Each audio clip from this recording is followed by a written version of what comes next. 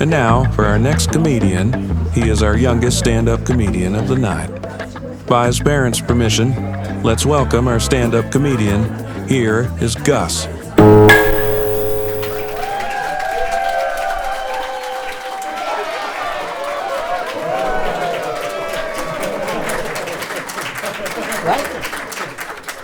Welcome. So glad to see you all. What a good-looking audience. You do. So, I got a story for you all. This story is a wild, sticky, slippery, slightly traumatizing, definitely hilarious tale of what happened when I babysat my 1-year-old nephew, Herbie. Yeah, Herbie. Now look, I love my family. I do. But someone tell me how they went through the entire alphabet and settled on Herbie. Sounds like a retired lawnmower or a talking vacuum from the 70s. Activate turbo mode. Herbie. But no, he's a baby. A baby, let's just say, a strong personality and bowel movements sent straight from the underworld. So, it all starts when my Aunt Marlene, sweet woman, too many cats, calls me up and says, "Gussie, can you watch Herbie for a couple hours while I run errands?" And like a fool, I say yes. Couple hours. 2 innocent words. What she didn't tell me was those hours would feel like a full season of Survivor. I show up. Herbie is sitting there in his high chair, looking all innocent with that chubby cheek grin. I'm thinking, this will be easy. He's 1 year old. He can't even talk trash yet. First 5 minutes, diaper blowout. I pick him up, mistake. Y'all, I don't know what this kid eats, but it smelled like something crawled into a taco truck. Got lost in Curry Festival, and it died. I unwrapped the diaper, and it was like opening a portal to another dimension. There was stuff in there I didn't even recognize. Colors I'd never seen before. I'm not even sure it was legal in this state. And of course, I had no idea how to do a diaper properly. I used, kid you not, 3 wipes. 3. That was not enough to clean 1 toe. By the time I was done, the diaper was on backwards. The onesie was somehow on inside out.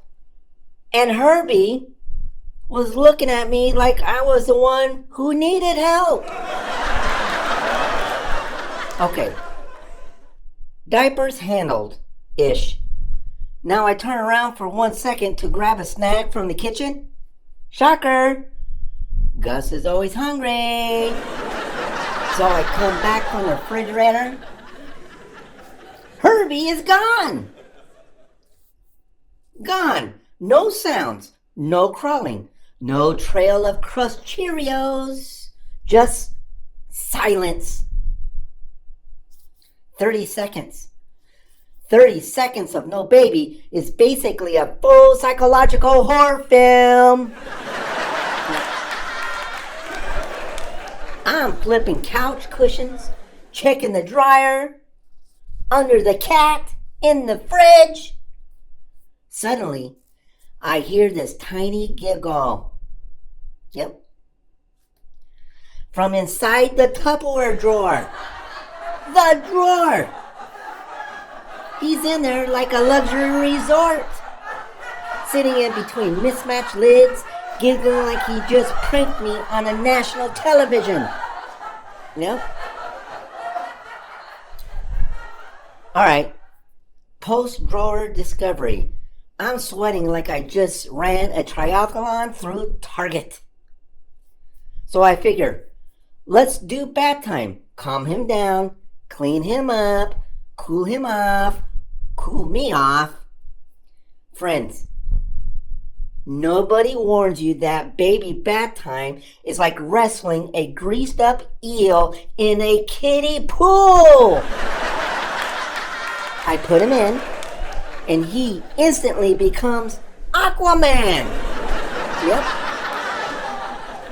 He's splashing, giggling, launching bath toys like torpedoes. Rubber duck hits me in the eye. A sponge was in my sock. I don't even know how that happened.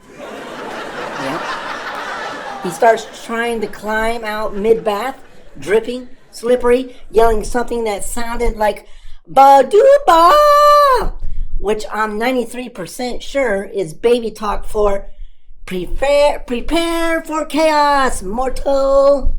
Yep. He grabs the shampoo bottle, squirt directly on my shirt. Yep.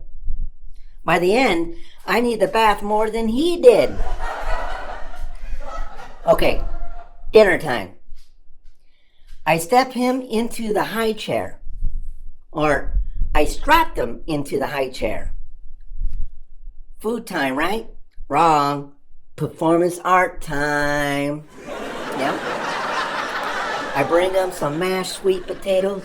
He tastes it, gives me a look like I've offended his ancestors. And then, raspberry explosion. You ever seen mashed sweet potatoes sprayed across the kitchen with such velocity it hits the cat? Yep.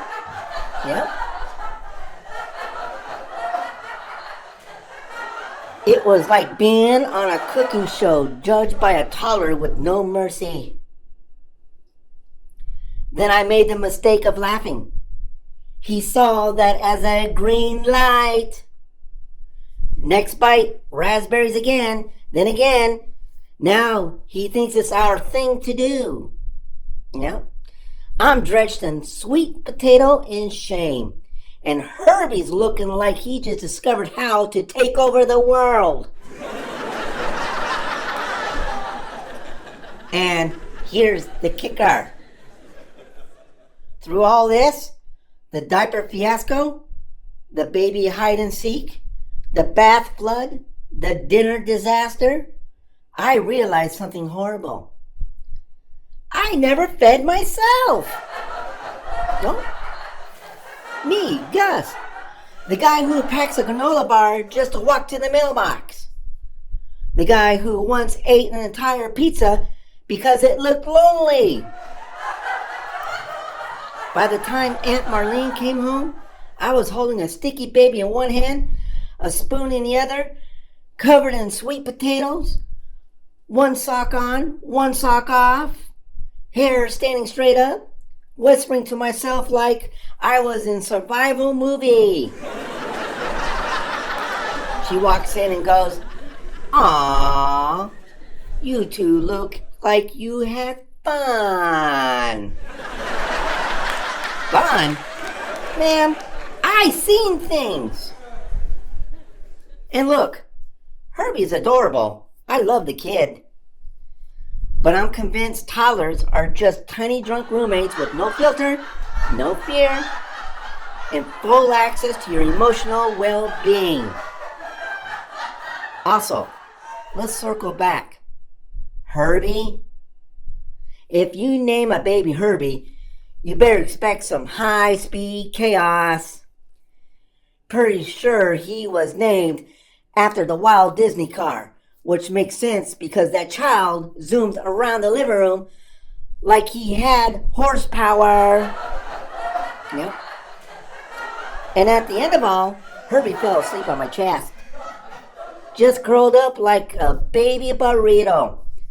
All warm and soft and innocent, like he didn't just ruin my favorite hoodie and almost gave me a heart attack. In that moment, I thought, okay, maybe, just maybe, this kid is all right. Then he farted in his sleep, and I remembered exactly who I was dealing with. Yep. So to all the parents, uncles, aunts, babysitters, and brave souls out there wrangling tiny humans, I see you, I respect you, and I pray you packed some snacks.